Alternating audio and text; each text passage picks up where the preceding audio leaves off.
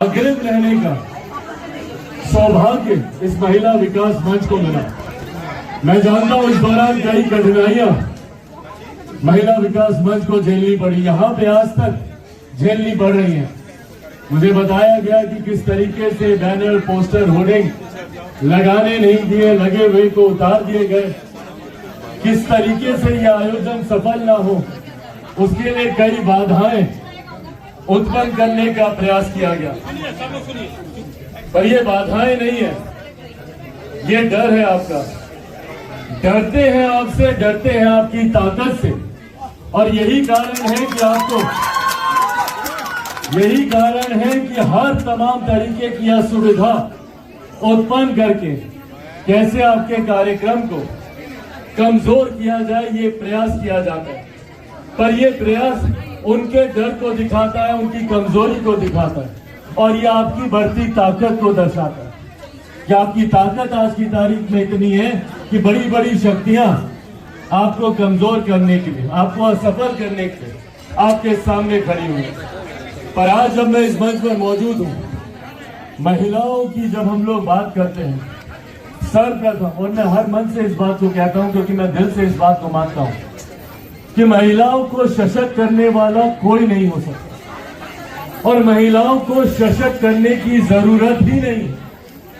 जिनमें खुद में इतनी शक्ति है, जो इस सृष्टि का सृजन करती है, जो इस दुनिया को चलाती है, उन्हें हम लोग, और खास तौर पे हम जैसे पुरुष वर्ग के लोग कौन होते हैं सशक्त करने वाले? आप लोगों में स्वयं इतनी ताकत है। नारी शक्ति के रूप में अगर आप दैविक शक्ति में भी देखें तो एक दुर्गा मां में ही इतनी शक्ति थी कि वो त्रिशूल को भी धारण करे, और विष्णु जी के चक्र को भी धारण करे, और ब्रह्मा जी के कमंडल को भी धारण करे। सिर्फ उन्हीं में ही ये शक्ति थी, नहीं तो किसी और देवता में नहीं। कभी हम लोगों ने महादेव को नहीं देखा कि उन्होंने त्रिशूल के साथ उन्होंने चक्र को भी धारण किया, या हम लोगों ने विष्णु जी को नहीं देखा कि उन्होंने साथ में त्रिशूल को धारण किया। इतनी शक्ति को अपने में समाने की ताकत सिर्फ महिलाओं में ही है। और इसीलिए मैं कतई नहीं मानता, जब ये विमेन एम्पावरमेंट की बात होती है, महिला सशक्तिकरण की बात होती है, मैं कतई नहीं मानता कि हम में से कोई भी इतना सामर्थ्य है कि आपको सशक्त कर सके। आज भारत की संसद में ही देखिए, महिला रिजर्वेशन बिल, नारी वंदना अधिनियम, वो तो इस सत्र में पारित हुआ, जो विशेष सत्र बुलाया गया।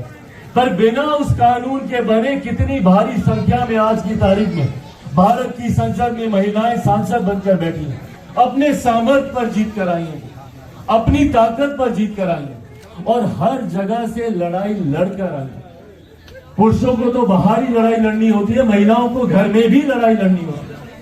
मैं एक ऐसे परिवार से आता हूं जहां पे मेरी बहनें हैं, मेरी मां है, और मैं इस बात को बिना किसी संशय के कह सकता हूं कि अगर मेरे नेता, मेरे पिता आदरणीय रामविलास पासवान जी इतने आगे बढ़े, और देश के इतने बड़े नेताओं में अगर उनको माना जाता है, उनके कार्यों को आज तक, उनके जाने के 3 साल के बाद भी आज तक उनके कार्यों को याद किया जाता है, तो उसके पीछे कारण सिर्फ और सिर्फ मेरी मां रही है। अगर वो मुझे, मेरी बहनों को नहीं संभालती, अगर वो घर को नहीं देखती, तो शायद मेरे पिता आज इतना आगे नहीं आ पाते। और यही मेरे साथ भी, अगर वो घर पे नहीं होती, अगर मुझे इस बात की चिंता से मैं मुक्त नहीं होता कि घर को कोई देख रहा है, घर को कोई संभाल रहा है। और मुझे खुशी है कि आज जहां महिलाएं हर एक क्षेत्र में अपना परचम लहरा रही, तो वहीं कहीं ना कहीं अब एक होम मेकर की भूमिका को भी वो पहचान दी जाएगी।